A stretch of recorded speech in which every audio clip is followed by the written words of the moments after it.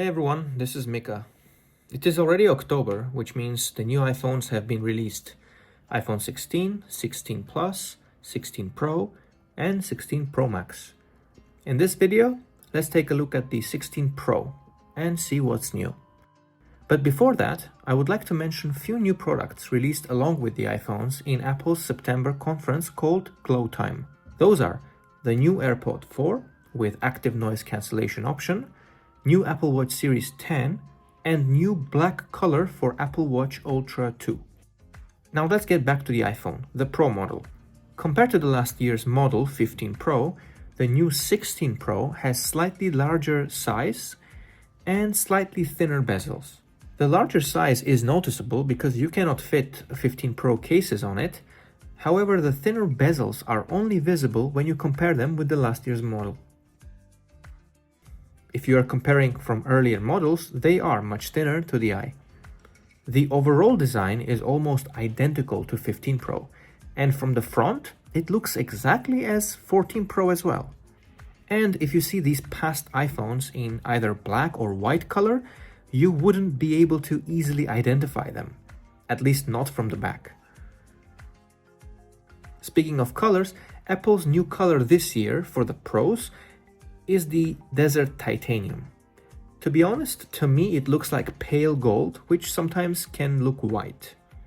I don't like it, to be honest, and if I wanted to buy a 16 Pro, I would have chosen either black or natural titanium. How is the battery? Well, it is slightly larger than last year's, but in my experience it is almost the same as 15 Pro. I have not noticed anything different. Apparently this year the Pros can charge faster wired, but I have not seen any faster speeds myself, even with 140 watts power brick. And if you are using MagSafe, well, good news, because with the new 16 Pro you can charge at 25 watt speed, if you buy the new MagSafe puck, of course. And by the way, there is no text on the packaging anywhere to note that this is the new one, which is a bit confusing. Now, before I move to the photos, let's briefly mention the iOS 18, which is now out, and of course, you don't need to get a new iPhone to download it, although you would most likely to receive the latest and full features on the newest devices. Since I'm not going to make a separate video, let's mention a few updates. Finally, we're now able to move around app icons and place it anywhere on the screen. I know Android had this feature since Middle Ages, but this is something new to iPhones now. There is an update for Control Center. It's the tab that you pull down from the top right side. It now has pages where you can move around controls, delete them, add them, as well as make them larger if you want. And on the lock screen, now you can finally either change or remove quick toggles, which were the torch and the camera only before.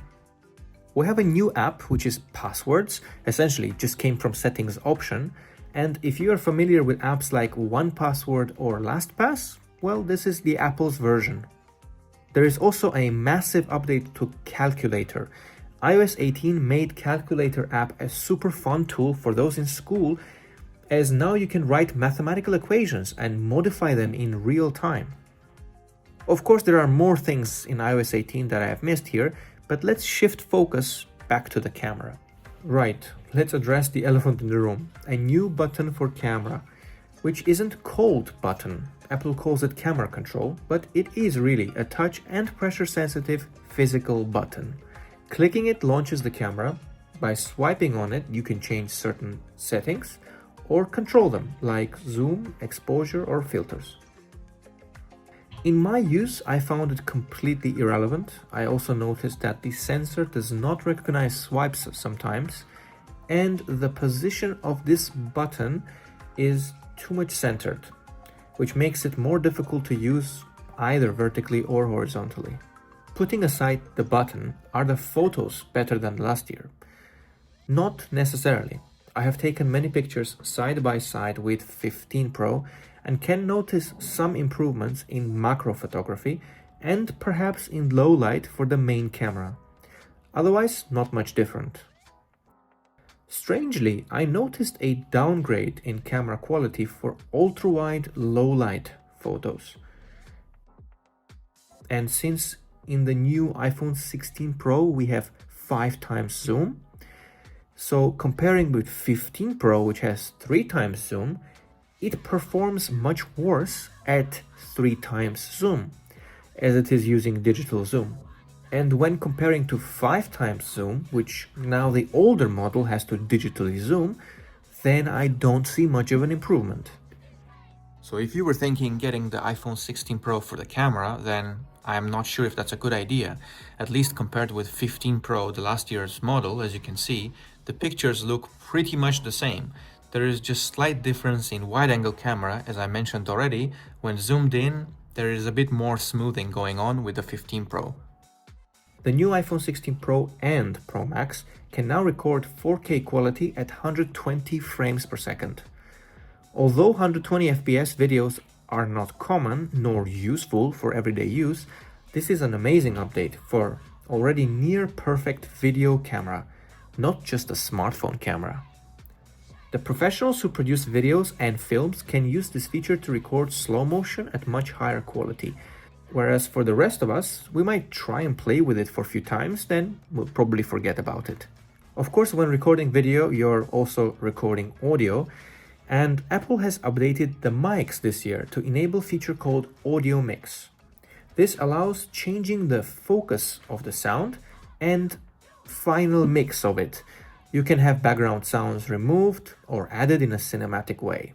This is another welcome feature for video professionals, but I don't think it would be much used for everyday use. Although I have used the new voice recording app, which uses these extra mics to record this exact audio you're hearing. And speaking of the audio, here's how the speakers sound.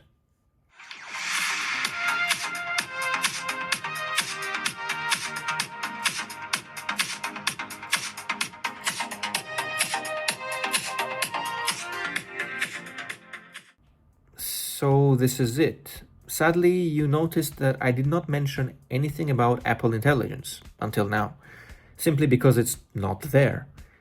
It would be partly accessible in December, as I understand, in English and later in the next year in other languages, and I will probably make another video reviewing it. There is also a visual intelligence, which is missing here as well. You don't need to have the 16 Pro for these Apple AI features, as those also work on 15 Pro as well as the standard 16. So I cannot really recommend buying the new 16 Pro just for the AI, especially when it's missing today.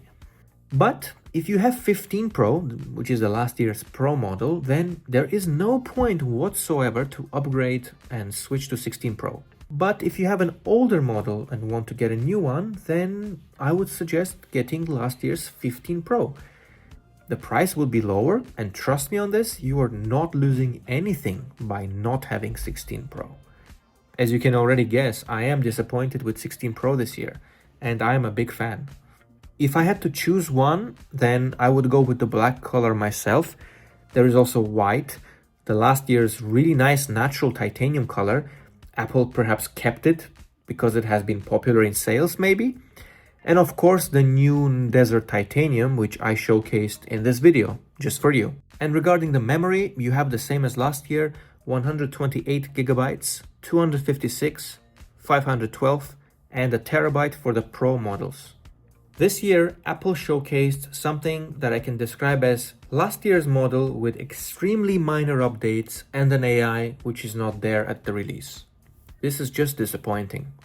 At least last year, when comparing 15 Pro to 14 Pro, we saw a new material, titanium, which made the phone lighter. And finally, USB-C charging cable. In my opinion, this alone was worth upgrading. I just cannot recommend 16 Pro this year when 15 Pro is so good and almost identical and cheaper.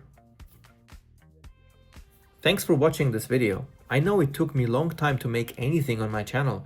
This is because I was busy with my wedding, and you can imagine how much time it takes to deal with it. But that said, I have been making videos for a very long time. I really enjoy it. And this is not the first English review I have made, and it will not be the last one. So I will continue doing so. That's it. Thank you, and see you next time.